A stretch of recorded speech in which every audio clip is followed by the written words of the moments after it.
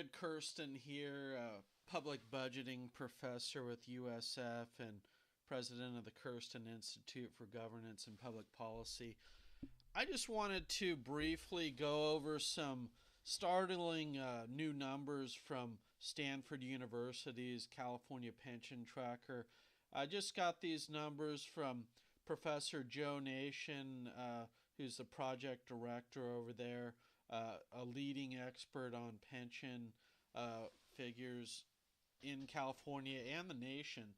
And these numbers here show that California pension debt is now up to $1.4 trillion, just shy of $1.4 trillion. And where you see that here is down the market rate pension liability. And this is the first time we've broken a trillion.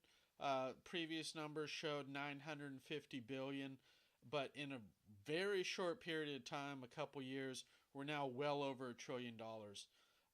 So this debt is just out of control, and I want to show you where these numbers come from, how Mr. Nation and his team arrive at the figures. So this is a summary spreadsheet from Pension Tracker, which is a database that tracks all pension liabilities for California agencies.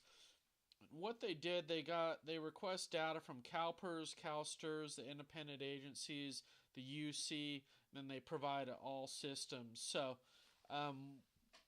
you take what their liability is, what their assets are.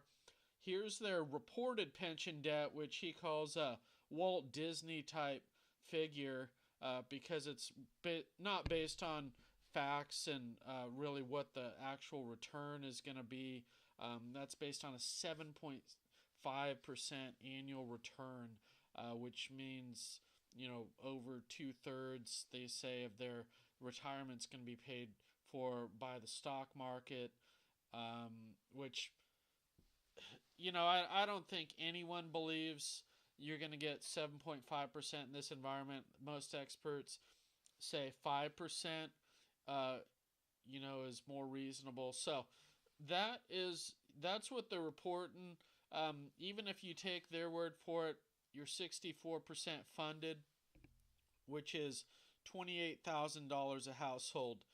But what Stanford does is they provide an actual market rate estimate, which is, a more accurate estimate of what the actual pension debt is based on another number that CalPERS actually uses for its market rate return, and they use CalPERS' own numbers to calculate the market-based rate return. And what you find here is a market liability of $2 billion. Of course, they have those assets of $676 billion. So you come up with $1.38 trillion in public pension debt for public employees. This does not include any other bonded debt or the OPEB debt, other post-employment benefit obligations. That debt is about $300 billion according to some figures I got from Pension Tracker. So if you add the two together, we're looking at $1.7 trillion. Total economic activity in the state in a given year is only about $2.4 trillion. Total state general fund spending's about $125 billion. So we're deeply in debt for pension debt alone, and nobody at the state level is doing anything about it. Market funded ratio, 32.7% funded. So, in the private sector, you could never get that low. You start running into sanctions if you get below,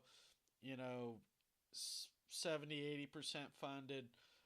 So per household, we're looking at total debt of $106,000 on pension debt alone in the state of California. So our politicians, through the mismanagement of the pension system largely out of Sacramento, have run up $106,000 in pension debt for every household in California. So completely unacceptable. Reform is needed. Don't look to Sacramento. They're captured by the public employee unions and other special interests, but important for everybody to know these figures. Thank you.